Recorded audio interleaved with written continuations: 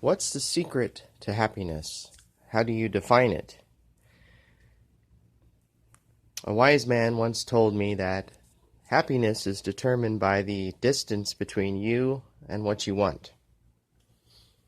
The closer the distance, the more happy you are.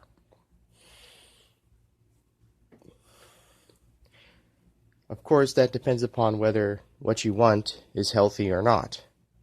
A drug addict is far away from his fix when he's on the other side of town and he needs to get across town to get his fix. So he might not be happy, but I don't think that's what we call happiness, and I don't think that's the correct definition of happiness, and I think everyone would agree.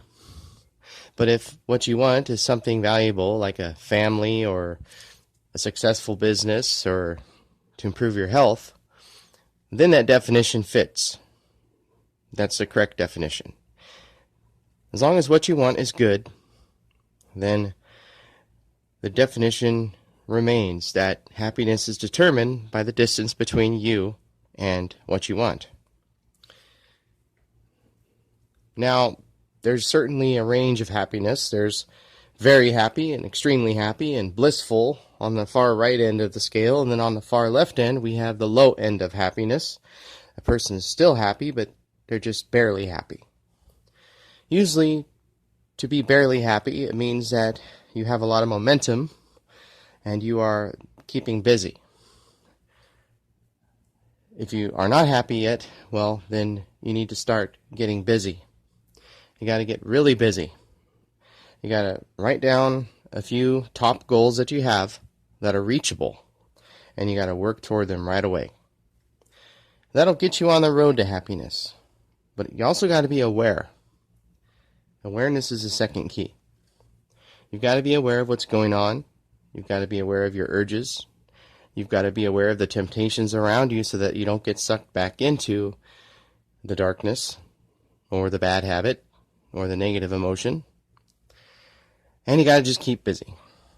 So the two keys really to enter happiness are to keep busy and to stay aware.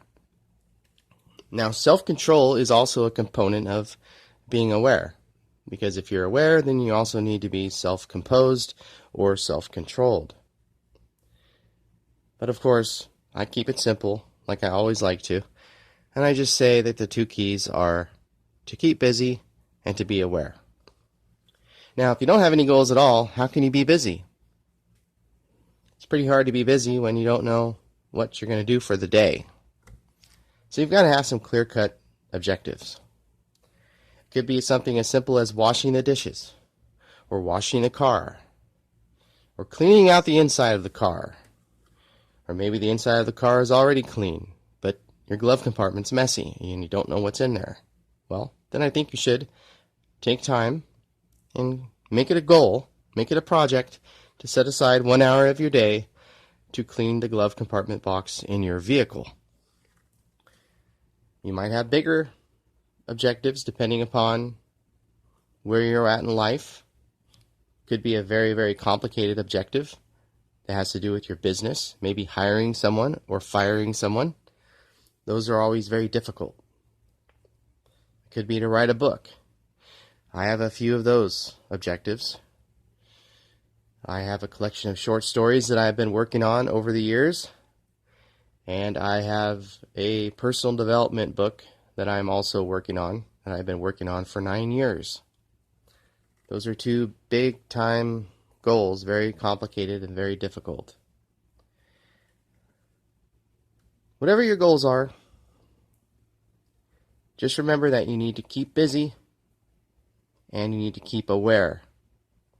Be aware of what's going on outside of you and be aware of the temptations that you feel inside of you.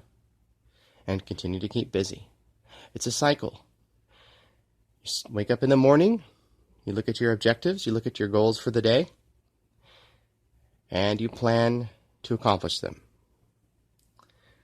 And then at night, you can sleep better. And the cycle repeats itself every morning. You can never let go. You can never let up. Perhaps on the seventh day, the day of rest, you could take a break from all that rest your mind, relax, let your body recover. But then you got to start again on Monday, or whatever the day is that you begin your cycle all over again. And you've got to remember, I've got to, number 1, keep aware, and number 2, keep busy. Or you could flip-flop it, say number 1, keep busy, and number 2, keep aware. There's no particular order, but you need both those keys to move from unhappiness to basic happiness.